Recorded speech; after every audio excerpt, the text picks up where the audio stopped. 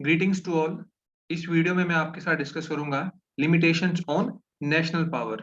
तो international politics जो है, इंटरनेशनल रिलेशंस, वहां पर एक सच्चाई है, that is struggle for power continuously देशों के बीच में हमें देखने को मिलती है। और जो नेशन स्टेट्स हैं वो अपने गोल्स को पूरा करने के लिए पावर का सहारा लेते हैं। इसीलिए हम देखते हैं कि जो इंटरनेशनल रिलेशंस है वहां पर पावर का जो रोल है वो बहुत महत्वपूर्ण हमें देखने को मिलता है। इनफैक्ट हम बोल सकते हैं जो इंटरनेशनल रिलेशंस होते हैं वहां पर जो कंटिन्यूस एफर्ट्स हमें देखने को मिलती है अलग अलग देशों की, वो अपनी पावर को ही एक तरीके से जाहिर करने की कोशिश करते हैं, यानी कि इसी को सिक्योर करने की कोशिश करते हैं अंतर्राष्ट्रीय स्तर पे। तो एक तरीके से बोला जा सकता है कि जो पावर होती है यही अल्टीमेटली, यानी कि मीन्स भी यही है और एंड्स भी यही है, यानी कि साधन या फिर गोल पावर ही होता है इंटरनेशनल पॉलिटिक्स में। जहां पर जो देश हैं अपने पावर को डेमोन्स्ट्रेट करते हैं, उसका इस्तेमाल करते हैं और इंक्रीज करने के लिए निरंतर कोशिश जो है उनकी चलती है।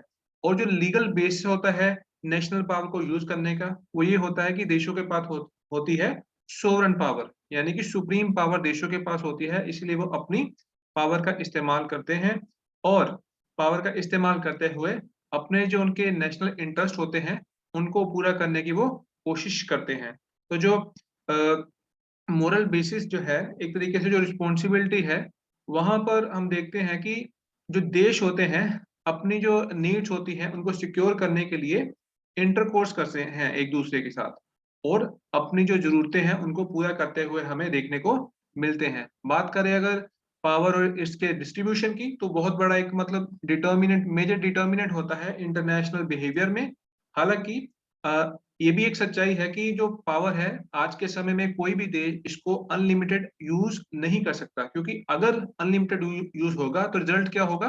War, anarchy, chaos at international platform. तो इसीलिए सारे देश क्या करते हैं कि जो नेशनल पावर होती है इसको रेगुलेटेड वे में ही इस्तेमाल करते हैं, अनरेगुलेटेड वे में इसको इस्तेमाल नहीं कर सकते। तो उसी की हम बात करेंगे कि कौन कौन सी रेगुलेट रेगुलेट एजेंसीज हैं जिनके थ्रू हम देखते हैं कि नेशनल पावर रेगुलेट होते हुए हमें देखने को मिलती है। क्योंकि रियलिटी क्या है आज के समय की, बहुत सारे देशों के पास तो न्यूक्लियर पावर ही है।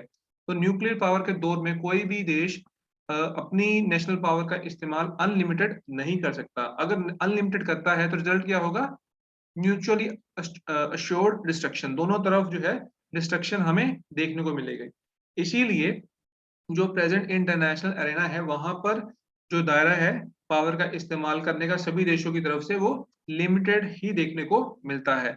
अगर हम बात करें सीशलस के वर्ड्स में, तो वो बोलते हैं कि there is no more important problem concerning international relations than that of the imposition of restraint on the exercise of power। यानी कि किस हद तक पावर का इस्तेमाल करेंगे, इससे बड़ा शायद मतलब प्रॉब्लम कंसर्निंग इंटरनेशनल रिलेशंस में कोई भी नहीं है। और कौन कौन से हम देखते हैं एलिमेंट्स या जरिए जिसके द्वारा जो नेशनल पावर होती है उसको सीमित किया जा सकता है। तो सबसे पहले है balance of power, then international law, international morality, world public opinion, international organisation collective security and then disarmament and arms control. तो सबसे पहले हम शुरुआत करेंगे बैलेंस ऑफ पावर से। तो बैलेंस ऑफ पावर में क्या होता है कि 5-7 देश अप्रोक्सीमेट हम मान सकते हैं।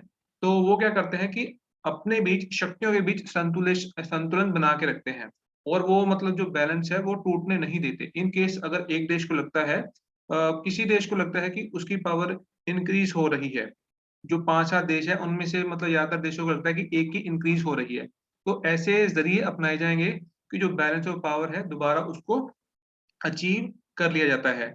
जो बैलेंस ऑफ पावर है ये हमें देखने को मिलता है बिफोर वर्ल्ड वॉर वन। और कहाँ पे देखने को मिलता है? ये हमें देखने को मिलता है यूरोप में।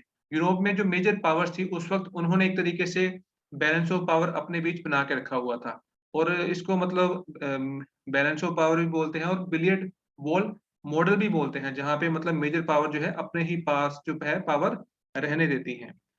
उसके बाद एक डायग्राम का सहारा ले सकते हो आप पेपर में, लिमिटेशन ऑफ नेशनल पावर। तो इस तरीके से आप अगर एक्सप्लेन करते हो तो आपके डेफिनेटली अच्छे मार्क्स आएंगे। देन सेकंड जो पॉइंट है वो है इंटरनेशनल लॉ। तो जो इंटरनेशनल लॉ है ये भी नेशनल पावर को सीमित करते हुए हमें देखने को मिलता है। तो जो इंटरनेशनल लॉ है, ये जो देश होते हैं उनको रेगुलेट करने का काम करता है। देशों का जो बिहेवियर होता है उनको रेगुलेट किया जाता है इंटरनेशनल प्लेटफ़ॉर्म पे।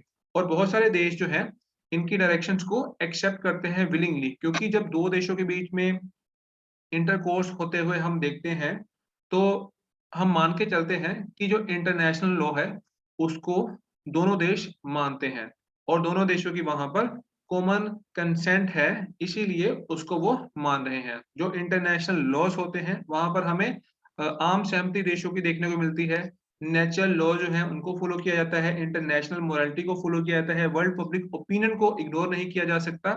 और जो इंटरनेशनल लॉ जो होते हैं, वो एक तरीके से इस तरीके से हमें काम करते हुए देखने को मिलते हैं कि अगर कोई मिसयूज़ करता है पावर का, तो उसके दायरे को किस तरीके से सीमित किया जाए। अगर मान लो कोई इंटरनेशनल लॉज़ को वॉयलेट करता है, तो उसके ऊपर हमें देखने को मिलती है सैंक्शंस, उसके ऊपर पाबंदियाँ लगती हुए हमें देखने को मिलती है। आगे हम देखेंगे कि बहुत बार ऐसा भी आता है टाइम पीरियड, जहाँ पर जो इंटरनेशनल लॉ है, वो वीक होते हुए हमें देखने को मिलता है। एग्ज़ाम्पल के तौर पे हम बोल सकते हैं कि कई बार सिचुएशन ऐसी होती है, जैसे इंटरनेशनल कोर्ट ऑफ जस्टिस की अगर बात करें, तो चाइना जैसा देश क्या करता है कि कई बार अगर फैसला उसके अगेंस्ट आ गया, तो वो इंटरनेशनल लॉ को मानने से ही मना कर देते हैं। देन थर्ड पॉइंट है इंटरनेशनल मोरालिटी। इंटरनेशनल मोरालिटी की बात करें तो हम बोल सकते हैं कि जैसे एक इंडिविजुअल होता है एक देश में, एक समाज में रहते हुए, तो उसके ऊपर कुछ सेट ऑफ मोरल नॉर्म्स होते हैं, उनको वो फॉलो करता है। नैतिकता होती है, नैतिकता को वो अपने जीवन में लेके आता है, उसको ढालता है। ऐसे ही जो बिहेवियर होता है स्टेट्स का, देशों का, अंतर्राष्ट्रीय स्तर पे, वो भी किनके द्वारा जज होते हैं? इंटरनेशनल मोरालिटी के द्वारा। और एक मतलब एक्सपेक्टेशंस होती है हर एक कंट्री के द्वारा कि वहाँ पे पीस जो है, पीस, ऑर्डर, इक्वालिटी जो है, गुडनेस, म्यूचुअल हेल्प जो है, रिस्पेक्ट फॉर लाइफ है, liberty for all the people जो है, वो देखने को मिलती है, and as right and good values. ये सारा कुछ मतलब हर एक इंटरनेशनल मोरालिटी जो है, उनको मतलब एक तरीके से अपनी ग्राउंड जो है वो मानती है। तो एक तरीके से हम बोल सकते हैं कि जो इंटरनेशनल मोरालिटी होती है, ये मतलब एक बहुत बड़ा रोल प्ले करती है, जो एक इंडिविजुअल होती है उसकी कॉन्शियसनेस को स्ट्रेंथन करने के लिए अगेंस्ट वॉर। नेक्स्ट पॉइंट है वर्ल्ड पब्लिक ओपिनियन। तो जो वर्ल्ड पब्लिक ओपिनियन है, मेजॉरिटी कंट्रीज़ क्या करती हैं कि उसी के साथ आगे बढ़ने की कोशिश करती हैं। एग्ज़ाम्पल के तौर पे हम बोल सकते हैं कि जैसे आज के समय में जो कंसर्न है, न्यूक्लियर वॉर को कैसे मतलब रोका जाए, थर्ड वर्ल्ड वॉर को कैसे रोका जाए। एक कॉमन कंसर्न हो सकता है, एनवायरनमेंट प्रोटेक्शन का जो इश्यू है वो कॉमन है, सारे देश इकट्ठे आते हैं और हम देखेंगे कि मतलब ऐसे इश्यूज़ के ऊपर मेजॉरिटी कंट्री का जो व्यू पॉइंट होगा वो कॉमन ही रहता है। तो एक तरीके से जो वर्ल्ड पब्लिक ओपिनियन होता है, वो भी देशों की जो नेशनल पावर होती है, उसको सीमित करने का काम करता है। कोई भी देश डायरेक्टली ये नहीं बोलेगा कि हाँ, मैं उसके अगेंस्ट जाके काम करूँगा, मैं बिल्कुल भी मतलब जो वर्ल्ड पब्लिक ओपिनियन है, उसकी कोई भी परवाह नहीं करता। ऐसी सिचुएशन में क्या होगा कि मेजॉरिटी कंट्री फिर उसके साथ जो ट्रस्ट बिल्डिंग की बात होती है, वो नहीं देखने को मिलेगा, तो मेजॉरिटी कंट्री फिर उसके साथ जो रिलेशंस है, वो नहीं बनाना चाहेंगी। देन नेक्स्ट जो पॉइंट है वो है इंटरनेशनल ऑर्गेनाइजेशन। तो इंटरनेशनल ऑर्गेनाइजेशन जो होती हैं, वो भी एक तरीके से देश की जो पावर होती है उनको सीमित करने का काम करती हैं। आज के समय में बहुत सारी इंटरनेशनल ऑर्गेनाइजेशंस देखने को मिलती हैं, रीजनल ऑर्गेनाइजेशंस भी होती है, इंटर गवर्नमेंटल ऑर्गेनाइजेशंस होती हैं, नॉन स्टेट एक्टर्स भी होते हैं।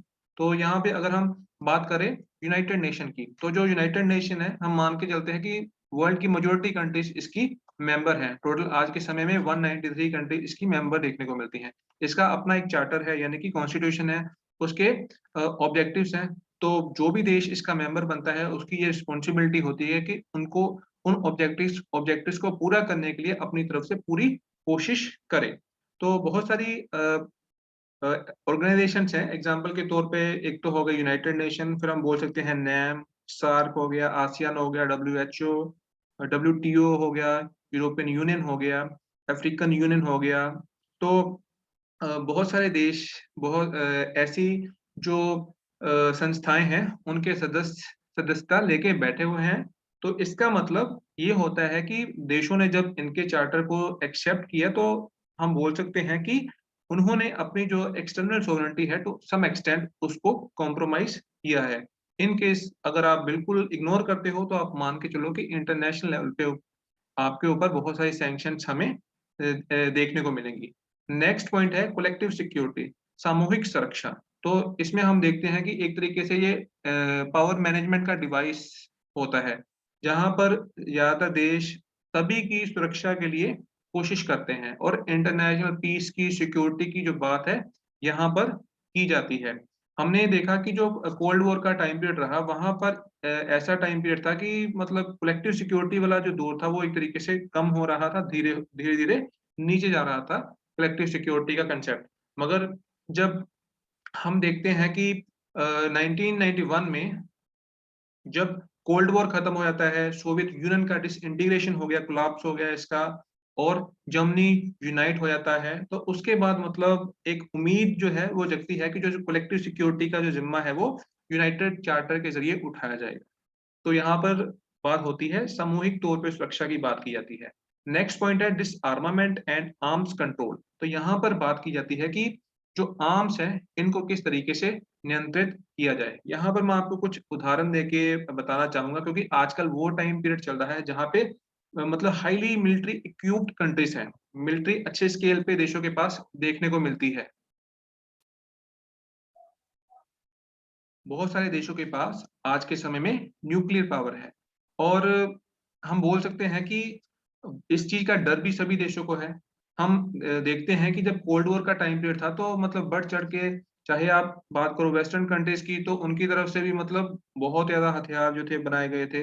चाहे हम बात करें सोशलिस्ट कंट्रीज़ की तो उनकी तरफ से भी बहुत ज़्यादा हथियार बनाए गए थे। तो एक तरीके से हम बोल सकते हैं कि एक जो डर है वो भी हमें देखने को मिलता है, तो उसको कैसे मतलब डर को दूर किया जाए?